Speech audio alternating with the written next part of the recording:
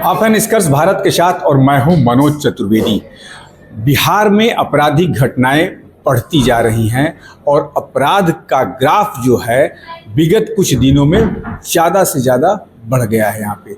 और यहाँ तक भी देखा गया कि खुफिया एजेंसियाँ जो हैं उन्होंने प्रधानमंत्री तक के एसपीजी को सचेत किया था कि गाड़ी से नहीं उतरना है, और इसी कारण से इस सुरक्षा व्यवस्था को देखते हुए प्रधानमंत्री गाड़ी से नहीं उतरे हैं। कानून व्यवस्था की बात हो रही है और इसी पर हम चर्चा करेंगे। हमारे साथ जनसुराज के राज्य के अध्यक्ष हैं मनोज भारती जी। मनोज भारती जी, सबसे पहले बात, प्रधानमंत्री का रोड शो फ्लॉप हुआ, भीड़ नदारद देख के वो नहीं उतरे गाड़ी से, या सुरक्षा व्यवस्था के कारण उनको एसपीजी ने मना किया था? अब अंदर की बात तो कहना बहुत मुश्किल है, लेकिन अगर कयास लगाना है तो दोनों ही संभावनाएं हैं। एक तो ये कि बिहार की जनता समझ गई है कि बीजेपी बिहार में सही विकास करने के मूड में नहीं है। अगर वो सही विकास करने के मूड में होती तो उनके पास ऑलरेडी बहुत समय था। पिछले इतने सालों में जब से डबल इंजन की तरह की सरकार बनी हुई थी बिहार में, उस समय न तो उन लोगों ने शिक्षा के ऊपर कोई ध्यान दिया, न ही पलायन के ऊपर कुछ ध्यान दिया।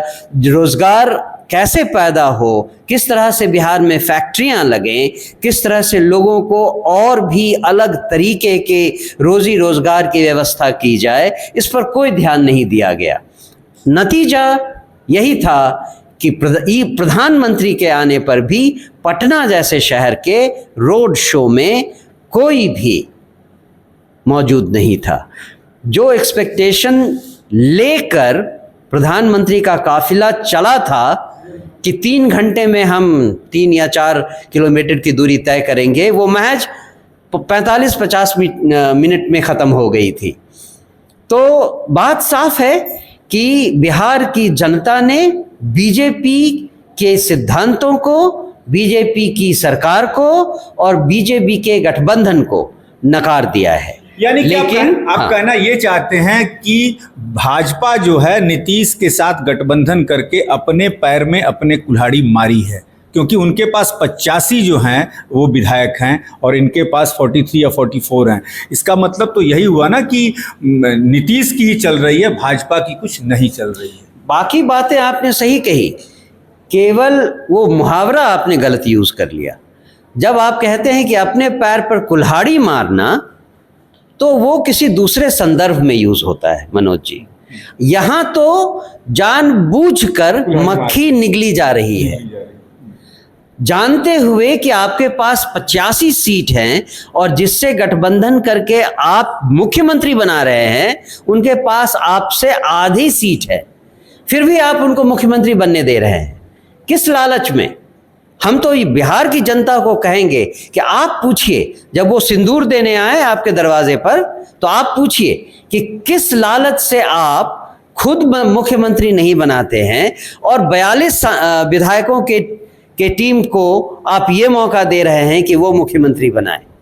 और दूसरी बात जो आपने कानून व्यवस्था की कही थी, मुझे लगता है कि प्रधानमंत्री को भी अच्छी तरह मालूम है कि बिहार में जिस तरह का शासन चल रहा है पिछले कम से कम पिछले 20 सालों में, और वैसे कम से कम 35 सालों में, उसमें उनकी जान को भी खतरा हो सकता है।